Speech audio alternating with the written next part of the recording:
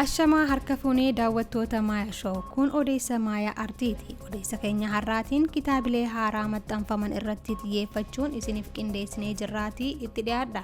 Torbee dabarsinee kanatti kitaabonni hedduun maxxanfamuun dubbistootaaf dhiyaataniiru. Torbaan dhufu kanatti immoo kitaabileen hedduun eebbifamanii gabaatti akka dhiyaatanis odeeffannee jirra.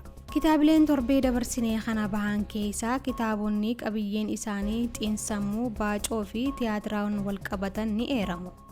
Ganna 30 dura ibduuba deebinee yoo yaadanne seenaa ogbarruu fi tiyaatira Oromoo keessatti ogeessa qooda olaanaa qabaachuunii fi seenaa aartii uummata kanaaf gumaacha guddaa gochuun kan beekamu barreessaa fi gaazexeessaa Dhaabaa Wayyeessaa argan. Tiyaatira Oromoo dukkanan duuba jedhu barreessuun dheebuu tiyaatiraa bara sana baaseera. Amma immoo tiyaatiriin kun kitaabsamee maxxanfamuun torbee dabarsinee kana dubbistootaaf dhiyaachuusaa odeeffanne.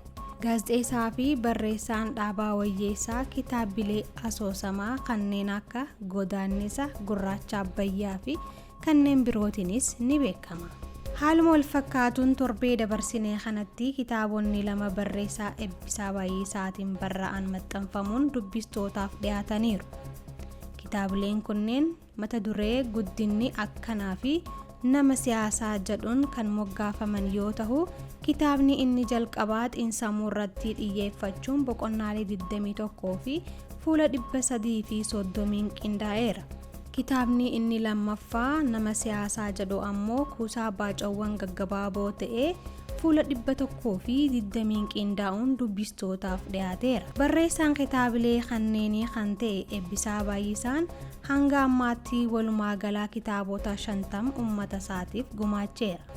Gama biraatiin ammoo kitaabni seenaa hayyicha aartii Abbaa Walaloo fi Yedalee akkasumas gaaddisa aartii Oromoo kan ture Abdii Muhammad Yohaa'u Abdii Qophee irratti xiyyeeffate mata duree Abdii Qophee Odaa Aartii Oromoo jedhuun maxxanfameera. Kitaabni kun boqonnaalee 7 fi fuula 247 qindaa'uun dubbistootaaf dhiyaateera. Haaluma wal fakkaatuun guyyaa borii kitaabni asoosama dheeraa mata dureen isaa Ijatu Wal Arga jedhuun moggaafamee fi barataa Adam Awwaliin barraa'ee galma guddaa magaalaa Galamsootti ni eebbifama. Kitaabni kun fuula 160 fi boqonnaawwan 4 qindaa'uun dubbistootaaf dhiyaateera. Odeessi keenya kanumaa sagantaa Maayaa Show waliin turtii gaarii.